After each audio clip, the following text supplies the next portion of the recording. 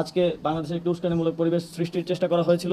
আমাদের ভাই মোহাম্মদ আমানত ভাই তিনি শহীদ হয়েছেন। 9 দিন ধরে তাকে শনাক্ত করা যায়নি, আজ শনাক্ত করা গিয়েছে এবং তার আত্মার মাগফিরাত কামনা করতে এবং জানাজায় অংশগ্রহণ করার জন্য।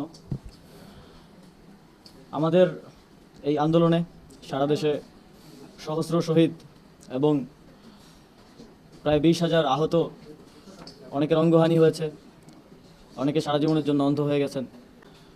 এই ত্যাগ, এই তিতিক্ষার বদলে আমরা একটি নতুন বাংলাদেশ পেয়েছি। আমানত ভাই বাংলাদেশকে আমাদের হাতে আমানত রেখে গেছেন। তিনি তার জীবন দিয়ে আমাদেরকে দায়িত্ব দিয়ে গেছেন এই বাংলাদেশকে নতুনভাবে সাজানোর, জন আকাঙ্ক্ষা অনুযায়ী গড়ে তোলা। আমরা সেই দায়িত্ব পালন করতে বদ্ধপরিকর এবং বৈষম্য বিরোধী আন্দোলন এবং গণপ্রজাতন্ত্রী বাংলাদেশের অন্তর্বর্তীকালীন সরকার এই বাংলাদেশ গড়ার এই পথে একসাথে চলবে এবং যারা আমার ভাইদেরকে এভাবে শহীদ করেছে, আহত করেছেন, তাদের বিরুদ্ধে ব্যবস্থা নেওয়া হবে এবং তাদের প্রত্যেকের বিচার নিশ্চিত করা হবে। যেই হুকুমের আসামিরা এই হত্যাকাণ্ড ঘটিয়েছে তাদের অনেকেই গ্রেফতার হচ্ছে, আপনারা দেখেছেন। আরও অনেককে আইনশৃঙ্খলা রক্ষাকারী বাহিনী খুঁজছে, দ্রুতই তাদেরকে গ্রেফতার করা হবে। এবং আমরা দেখতে পাচ্ছি পার্শ্ববর্তী দেশ ভারতে বসে বসে ফ্যাসিবাদী সরকারের যে প্রধান, এই হত্যাকাণ্ডের মূল হোতা শেখ হাসিনা, সেখান থেকে উস্কানিমূলক বক্তব্য দিচ্ছে। আজকে বাংলাদেশে একটি উস্কানিমূলক পরিবেশ সৃষ্টির চেষ্টা করা হয়েছিল, কিন্তু জনগণ স্বতঃস্ফূর্তভাবে তা রুখে দিয়েছে। সেখানে আইনশৃঙ্খলা বাহিনীরও প্রয়োজন পড়েনি। আমরা স্পষ্টভাবে বলতে চাই, দেশকে অস্থিতিশীল করার যে কোনো চেষ্টা যদি পরাজিত শক্তি করে, বাংলাদেশের জনগণই তা রুখে দিবে।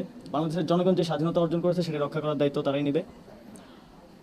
আবারও মোহাম্মদ আমানত ভাইকে স্মরণ করতে চাই। এই শহীদদের বিনিময়ে, তাদের জীবনের বিনিময়ে বাংলাদেশ আমরা পেয়েছি।